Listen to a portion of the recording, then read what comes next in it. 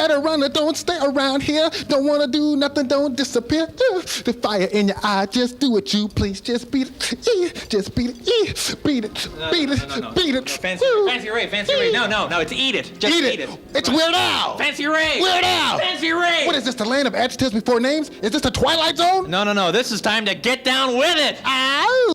Hello, my name is Fancy Ray McClure. I am the best looking man in comedy. Talk show host, I dime a dozen. The only exception is me, because I've got the grooves, the moves, the looks, and this incredibly charming personality.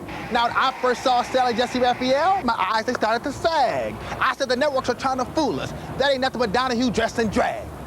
Now, some people think Oprah Winfrey is the best. They think Oprah wears the crown. Well, she may be the heavyweight champ, honey. I'm the best under 200 pounds. Stay tuned. I'm Fancy Ray, and it's time to get down with it. I said get down. Do the jag. Come on, baby. All right, this is Fancy Ray McClure, the best-looking man in comedy. I speak with clarity. I'm here with the man of hilarity. He has made millions of dollars doing his great song parodies, Mr. Weird Al Yankovic. No cue cards or anything. What a guy. Look at this guy.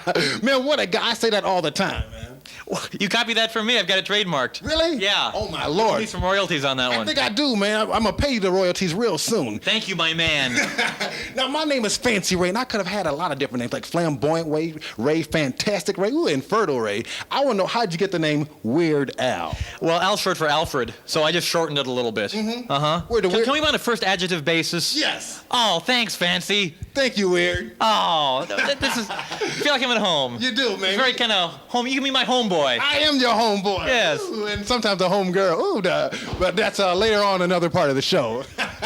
Where'd the weird part come from? Oh, that was just an air name when I was doing a radio in college. It was the Weird Al show every Saturday night because I played kind of weird music, and it just kind of stuck. Mm-hmm. Where'd the fancy come from? The fancy, comes the flamboyant part of me. I understand that. And the fertile part. Uh-huh. And the fashion. Yeah. And the fragrant. But you're not close enough. But the last name is Yankovic. Yes. Vic. Yeah, Yankovic. Close Yankovic, my fault. You come from a musical family. Why, yes. My mother played the nose flute, and my dad played the lottery. No. Your dad is the legendary Nick Yankovic. Yeah. That's right. No.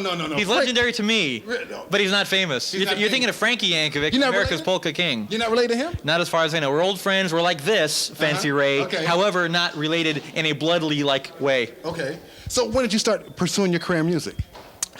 Well, I've been doing this for a long time, but I only started getting serious about it about 15 minutes ago. It just kind of overwhelmed me. I said, now I'm really going to be serious about this. So this is the new Serious Al. The Serious Al. Well, I got my record deal. I've been doing this for a long time. I'm an old man, Fancy Ray. No. My first record came out 15 years ago when I was but a teenager, back when they had such a thing as a vinyl 7-inch record, a single. I had My Bologna, which was a parody of My Sharona by the Knack, and was recorded in the bathroom across the hall from that campus radio station that I worked at. Really? Uh-huh. I wouldn't lie to you. I wish you'd believe me. There has to be some trust. I mean, there is some trust here, Al. Okay. I feel the trust. Feel that trust. And I smell the musk. We're going to keep talking until it hits dust, man. Now you're a DJ, and you're making these parody songs for the radio station. Yes. How does, now a lot of radio DJs do that. How do you do that from a local radio station and make it to a commercial success?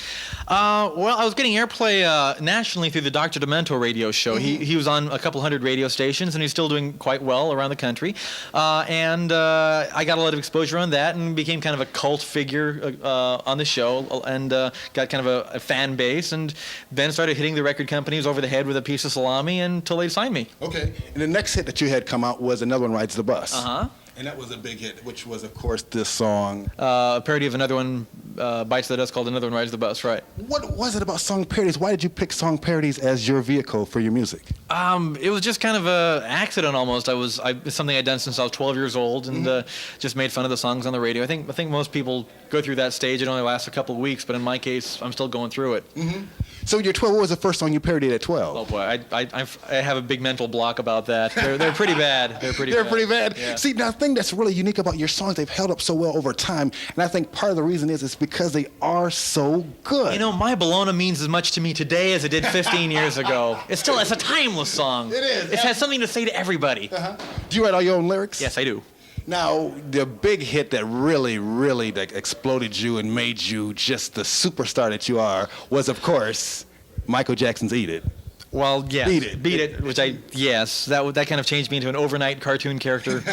All of a sudden, I was the Eat It guy. What did that do for your career? Well, it made me recognizable. It actually kind of helped me get permissions, because I do get permission when I do the parodies. And up until Eat It, it was a little bit difficult because people didn't want to return phone calls from some guy named Weird Al Yankovic, you know. But after Michael Jackson gave his permission, it was really the magic key in the lock that people were saying, oh, well, if Michael Jackson thinks you're okay, I guess you're all right. Okay, you can do it. Right. Do a lot of artists turn you down? Not anymore, no. They want you. Yeah. Now, I heard that we got a local superstar here in town that actually turned you down. Oh, you do? Yeah. That's the rumor, yeah. The symbol guy, you know. The symbol guy, yeah. Looks like he has to use the bathroom all the time. You know what I'm talking about? Yeah. Yeah, that guy. That guy, yes. What song of his were you trying to do? Oh, there are several over the last decade or so that I wanted to do, but well, I hope I'm not giving away any secrets. He doesn't have much of a sense of humor. No. Well, you got a great sense of humor. We're going to take another look at another clip. We're going to be right back with Weird Al Yankovic. Tell them to stay tuned. Tell them to get down with it. Okay, stay tuned. Get down with it, won't you? My. Weird Al. You know, the problem with this country is people like you. What do you mean? People like you. What, because I'm black? No. Are you some kind of racist bigot or something? No. You're probably on welfare. No, I'm not on welfare. I got a job and I pay my taxes. Well, I pay my taxes too, but I tell you, I'd like to take a peek at your criminal record. Wait a minute, you're getting a little carried away here. I've never committed a crime. I'm just in college trying to get an education, and if that's a criminal offense, then I'm guilty. Yeah, but what about drugs? But you do drugs. I may have experience with drugs before, but have you?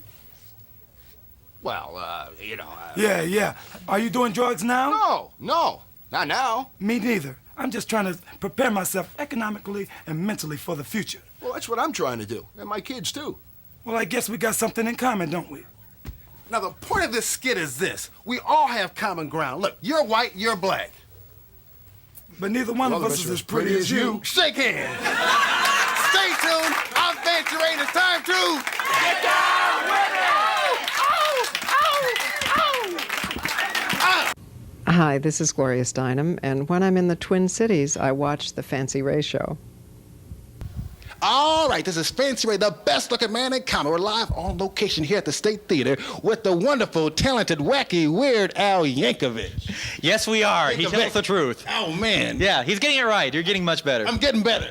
Oh, if I get better, that'd be scary. Ooh, that would scare me. It would scare you. Now, on every album that you put out, you include original music on your album. Oh, yes. It's about half original. Is that really important? Is that something that you want to see happen? It comes from here, from my pecs.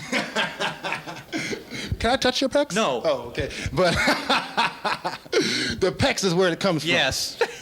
With the original music, but that's what you want. You want to pursue that more? Well, no. I mean, I like doing the parodies, and I like the idea of having like a kind of a 50-50 mix with the originals and the parodies. And the originals are hopefully funny as well. I just wish they'd be a little bit more popular because to this day people say, you know, the parodies are funny, but you ever think about writing your own music? Right. And then I have to hurt them badly. Really? See, I mean, in the music profession, of course, it's known for the one-hit wonders like that. They're gone. You make a hit and you're gone. You disappeared, you're gone. Mm-hmm.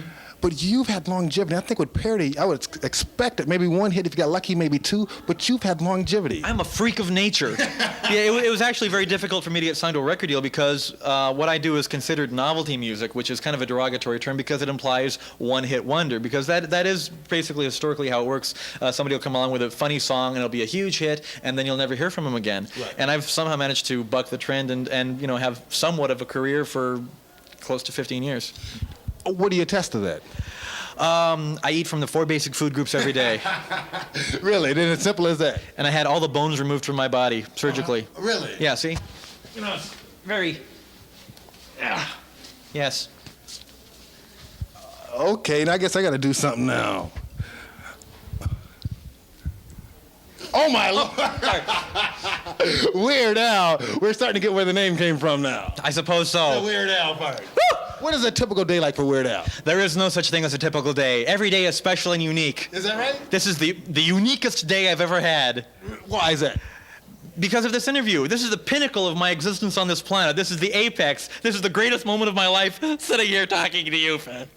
A lot of people, celebrities I've interviewed, it felt exactly the same way that you do. In fact, we had another great accordion player on the show, Judy Tenuta. Oh, I love Judy.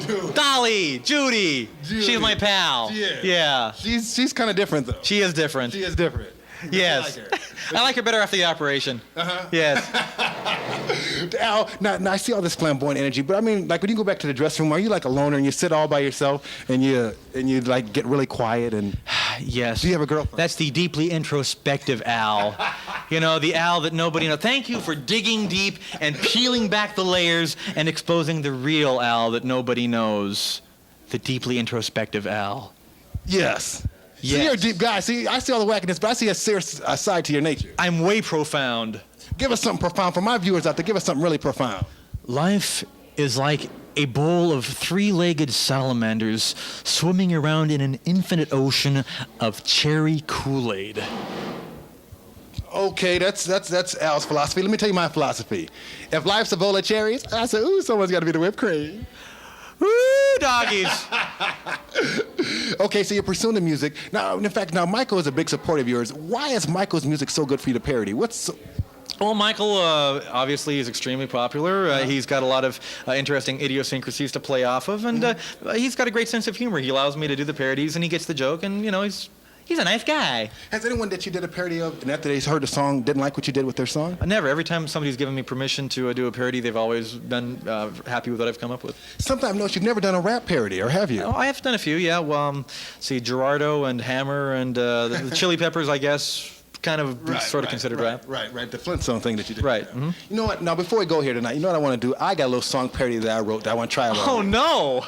Did you get that before I do mine? Do people like send you song parodies and say, this is a great song parody? Every day of my life. Really? I'll be shopping for broccoli in the frozen food section. Oh, Al, you know, I've been thinking of this idea for the last 10 years. Oh, I got to tell you, this is great. Tell me yours. I really can't wait. Can you? I want the sincere Al. Isn't it sincere? Okay, Is sincere Al? Is he in there? Please. He's in there. Please okay. sing me your parody. Okay, now if I need some help though, you know the Rolling Stones' Beast of Burden. Uh-huh. Can you give me the music riff and I'll do the song to it? Okay, I didn't bring my accordion, though. We can just do. I'll give you the finger snaps. Okay, ready? I never let my pizza burn. The crust is brown, the cheese is bubbling. All I want is for you to serve me. So what do you think? It's brilliant. I loved it.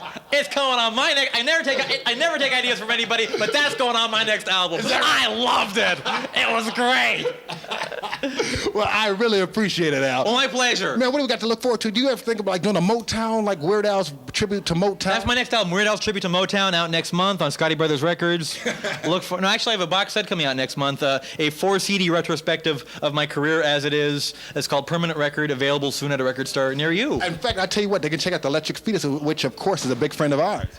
Of course. And why not? Yeah, exactly, man. Exactly. Plug them right in. Now I'm plugging them right in, man. I'm plugging you in. And check out the new stuff in Al, man. We really appreciate it. My pleasure. Good time here. And make sure you check out Weird Al Yankovic. Okay. Oh, gotta go now. Goodbye. See you later. My Weird Al. Stay tuned and get down with it. Oh. My name is Charles Fleischer, and I'm your guest here in the Twin Cities. And guess what? I'm happening now with the man who can say his name is Fancy Ray, the man who makes the night turn to day, the man who can make the dead dogs play. I'm talking about Fancy Ray, the man that makes Little Richard look like a priest, the man that makes yogurt taste like yeast, the man who can take the moon from the sky and put it into Hercules and make the monkey cry. Fancy Ray. All right, I hope you're enjoying tonight's show. Next week on Get Down With It, the Fancy Ray Show, we are featuring former heavyweight champion of the world, Larry Holmes. You can't believe it. We're going to take a little sneak peek at that. We'll be right back with Weird Al Yankovic. Stay tuned, honey, and get down with it. Okay, man, can we get a close? Let's take a look at your fist and my fist next to each other. I got a small hand. Really? Oh. See, your hand is big as mine, but my hands are experienced. Oh, that's true. That's the difference. That's the difference. My hands are like lightning, with the jab here. And if you don't have, you can have lightning, but if you don't know what to do with it, you ain't got nothing gonna strike you. Man, if your hands about the same size and I'm almost as big as you, I got a guy in the back there that's gonna put some money up. I'd like to challenge you to a fight. You and I here at Mystic Lake next month on USA. You know, this would be the easiest payday that I ever picked up if we can do that. Hi, this is Bridget from Dreamgirls, and when I watch TV, I like watching Ray. Ray's gorgeous, Ray's strong, Ray's handsome, and I don't mean just any Ray. She means Fancy Ray. Ooh, my. Stay tuned. It's time to get down with it. Oh, my. I said and get down.